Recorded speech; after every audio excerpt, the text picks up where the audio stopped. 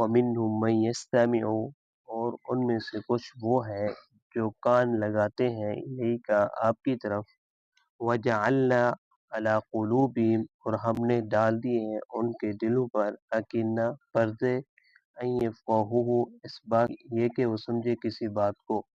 وفی آذانہم وقرا اور ان کے کانوں کے اندر ڈانٹ ہے وَإِن يَرَوْا اور اگر وہ دیکھ لیں کل آیا ہر نشانی کو لا یؤمنوا بها نہیں وہ ایمان لے کر آئیں گے اس پر۔ کہ اللہ تبارک و تعالی نے فرمایا وَيَوْمَ نَحْشُرُهُمْ جَمِيعًا کہ ایک وقت ایسا آئے گا کہ جتنا بھی مخلوقات ہے جس کے اندر روح پی جاتی ہے سب کو اللہ تبارک و تعالی ایک دن جمع کریں گے۔ آج کی آیات مبارکہ کے اندر اللہ تبارک و تعالی ارشاد فرما رہی ہیں کہ قرآن پاک عربی زبان کے اندر اترا ہے، اور عربی جو لوگ تھے جب قرآن پاک اترتا تھا تو وہ قرآن پاک کو سنتے بھی تھے اور سمجھتے بھی تھے،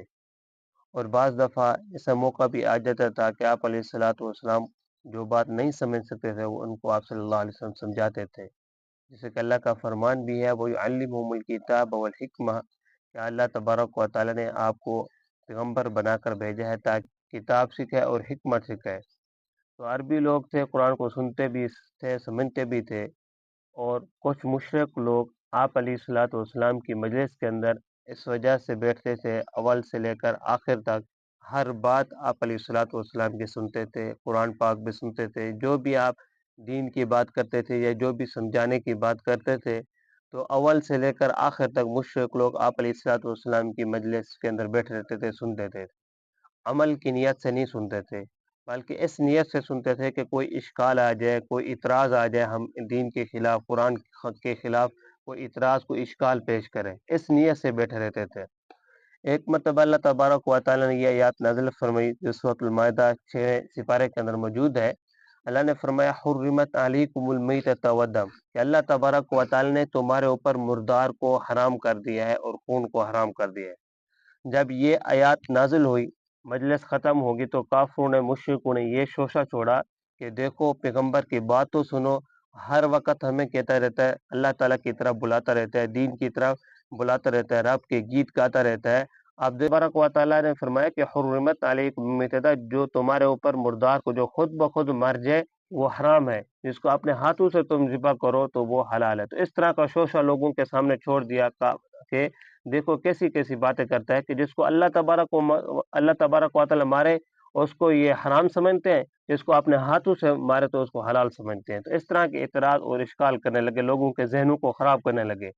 تو اس کا جواب یہ ہے جو جانور خود مرتا ہے اس کو بھی اللہ تبارک و تعالیٰ مارتے ہیں، اور جس کو ہم ذبح کرتے ہیں اس کو بھی اللہ تبارک و تعالیٰ مارتے ہیں۔ جو خود بخود جانور مر جاتا ہے، پرندہ مر جاتا ہے، وہ اس وجہ سے حرام ہو جاتا ہے کہ اس کے اوپر ہم بسم اللہ اللہ اکبر تکبیر پڑھ کے اللہ کا نام نہیں لیا، جس کی وجہ سے وہ حرام ہو گیا ہے۔ اور جس کو ہم نے اپنے جانور کو ذبح کیا اپنے ہاتھوں کے ساتھ اس کے اوپر اللہ کا نام لیا ہے تو وہ اللہ کے نام کی برکت کی وجہ سے وہ جانور حلال ہو گیا ہے۔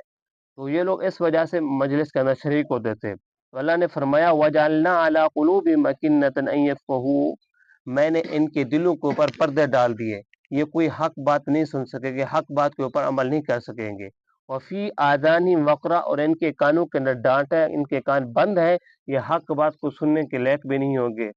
کیوں؟ تو یہاں پر کچھ لوگ جو قرآن پاک کو کچھ سمجھتے ہیں کچھ نہیں سمجھتے، وہ لوگ اعتراض کرتے ہیں کہ جب اللہ تبارک و تعالیٰ نے ہدایت کے راستے خود ان کے لیے بند کر دیے، ان کے دلوں کے اوپر پردے ڈال دیے، ان کے کانوں کے اندر ڈانٹ ڈال دیا، تو وہ حق بات کو کیسے سنیں گے، وہ ہدایت کے راستے کے اوپر کیسے آئیں گے؟ اللہ تبارک و تعالیٰ ایسے نہیں کرتے۔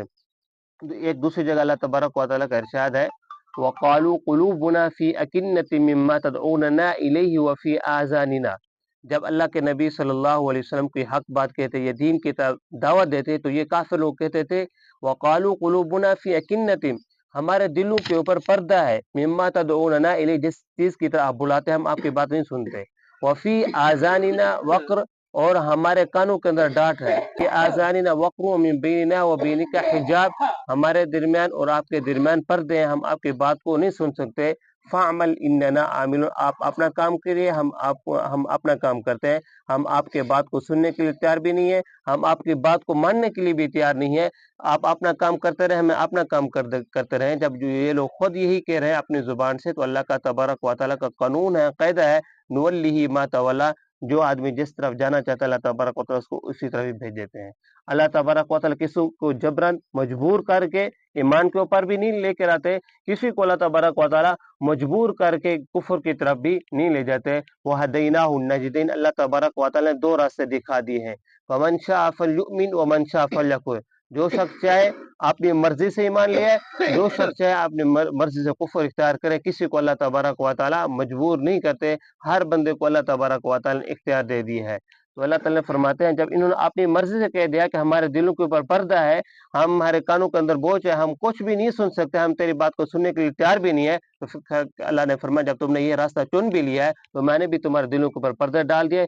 تو ہمارے کانوں کے اندر ڈانٹ ڈال دیا، اب تم کوئی بھی حق بات کو دیکھ کر بھی تم ایمان لے کر نہیں آ سکے ہوئے۔ وَإِن يَرَوْا كُلَّ آيَةٍ لَا يُؤْمِنُوا بِهَا، ہر نشانی دیکھ لیں، ہر آیات کو پکڑ لیں، ہر موضوع کو دیکھ لیں، تب بھی وہ ایمان لے کر نہیں آئے گے۔ جب ان لوگوں نے خود ہی راستہ اختیار کر لیا، اب اسی راستے کے اوپر بھی رہیں گے۔ تو اسی وجہ سے ہر وقت اللہ تبارک و تعالیٰ سے یہ دعا مانگنی چاہیے کہ اللہ تبارک و تعالیٰ ہمیں سیدھے راستے کے اوپر چلا اور حق بات سمجھنے کی، سننے کی توفیق عطا فرما۔ دعا ہے کہ اللہ تعالیٰ ہم سب کو عمل کرنے کی توفیق عطا فرمائے۔